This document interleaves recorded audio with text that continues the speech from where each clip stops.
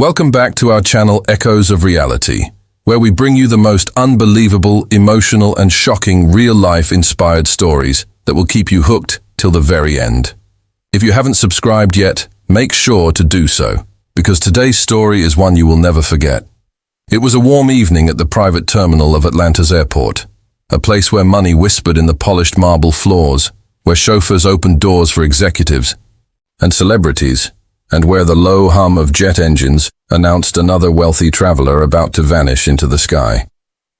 But on this evening, something happened that no one there would ever forget. A tall figure entered the terminal, moving casually but with a presence impossible to ignore. Shaquille O'Neal, the legendary NBA star, businessman, philanthropist, and one of the most recognizable athletes in the world. Standing 7'1", he towered above everyone. Yet he carried himself with humility. He wasn't dressed to impress. No flashy suits, no entourage of assistants. Just a hoodie, jeans, and sneakers. For Shaq, life had taught him that real confidence didn't need a costume. As he made his way toward his private jet, parked and waiting on the runway, a sudden interruption cut through the calm. A voice, sharp and commanding. "Stop right there." Shaq turned his head, surprised. A security guard stood firmly in front of him, blocking the path. The guard was a tall man in his late 40s, his uniform crisp, his expression hard. He held his hand up as if Shaq were some intruder. Shaq offered a polite nod. "Evening, that's my jet over there." But the guard didn't move. Instead, his eyes narrowed. "And who exactly do you think you are?" Shaq chuckled softly. He thought the man was joking. "I'm Shaquille O'Neal." The guard's lips curled into a mocking smile. "Shaquille O'Neal? You're telling me that you're him? Don't waste my time." Shaq's smile faded slightly. He wasn't used to people not recognizing him. But more than that, it was the way the guard said it, dismissive, doubtful, as though Shaq had no right to even stand there. "Yes," Shaq said evenly. "I am him. That jet is mine." The guard crossed his arms, shaking his head. "No, not buying it. Men like you don't just show up here. You don't belong in this place." The words landed heavy. "Men like you." The prejudice in his tone was unmistakable.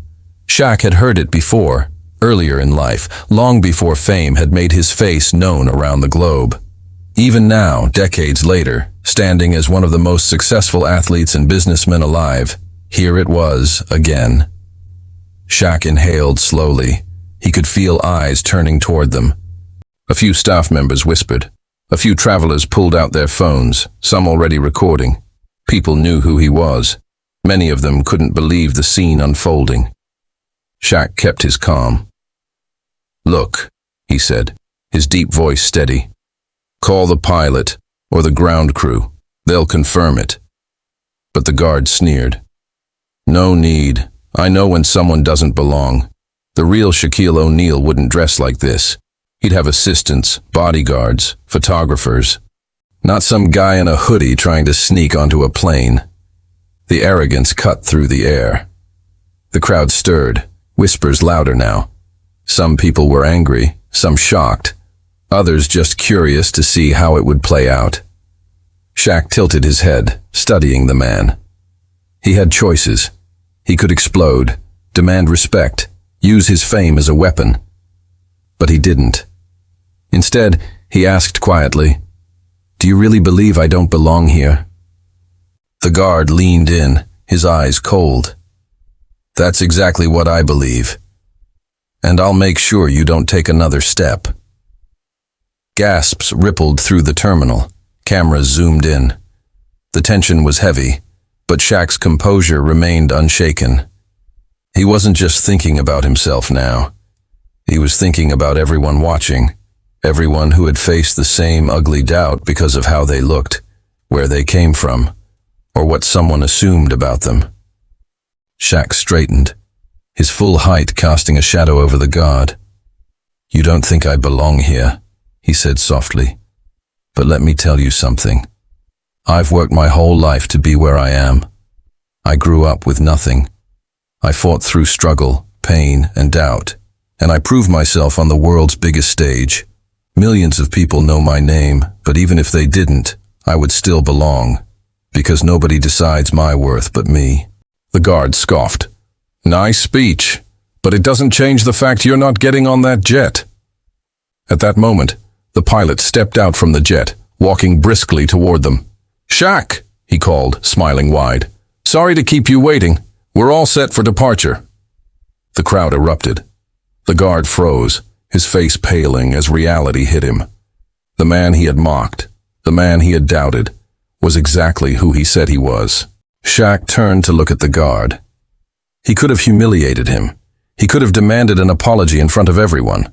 But instead, he simply said, "Next time, don't judge someone by your own limits. You never know who's standing in front of you." And with that, Shaq walked past him, shaking hands with fans as the crowd cheered. Some clapped, others shouted his name, and many recorded the powerful moment that would later go viral. The guard stood frozen, ashamed, knowing that in trying to block Shaq, he had exposed something much bigger than doubt. He had exposed his own prejudice. Shaq boarded his jet, but the story didn't end there. Because when the video hit the internet, millions of people watched. They saw how calmly and powerfully Shaq handled the situation. They saw a man who could have unleashed anger but instead chose wisdom. Comments flooded in. Some wrote about their own experiences of being doubted, judged, or underestimated. Others praised Shaq for his patience, for turning a moment of ugliness into a lesson in dignity. The story became more than just about one guard and one superstar. It became about everyone who had ever been told, "You don't belong." And perhaps the most shocking part came later, when the guard himself, now suspended, released a statement. He admitted he had let prejudice cloud his judgment. He admitted he was wrong. And he said seeing Shaq's calm response had forced him to look in the mirror in a way he never had before. Shaq's response shocked everyone, not because it was dramatic, but because it was kind. In a world where anger often meets anger, he had chosen something else. And that choice echoed far beyond the walls of the airport. So the next time someone doubts you, the next time someone says you don't belong, remember this. Your worth isn't determined by their disbelief. It's determined by your truth, your hard work, and your belief in yourself. That night, Shaquille O'Neal's jet soared into the sky. But the message he left behind stayed grounded in the hearts of millions. Greatness doesn't need permission to exist.